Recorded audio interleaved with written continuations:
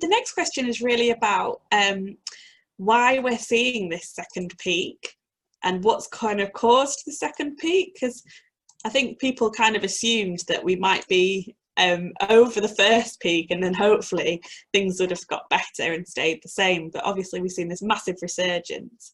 So maybe, yeah, what do you think has caused this? Yeah, lots of reasons for it. What some people might not realize is that there are other coronavirus cousins, not just COVID. And some of the other coronaviruses have been around for decades, many years, yeah. And normally the coronavirus tends to spread in the winter. So winter conditions tend to help it spread.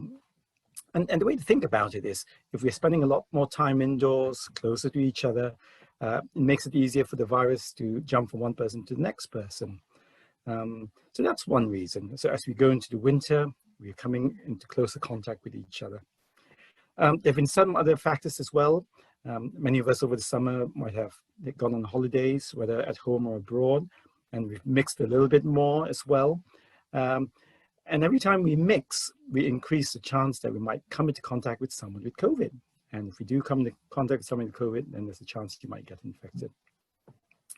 Now, at the start of September and October, we've had kids and university students go back to colleges and universities and school. And that will undoubtedly have contributed a little bit to the spread.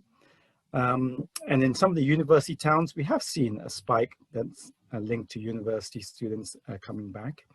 But that's not true for everywhere. And in a lot of places, a lot of the infections are spreading in the other age groups. So it's actually happening elsewhere. It might be in the workplace, it might be in the wider community.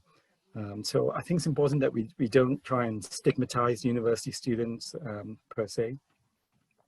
I think that's what's happened in Sheffield, isn't it? We've suddenly seen an increase in those older age groups, which is why we were going into tier 3 before the full lockdown was announced, is my understanding.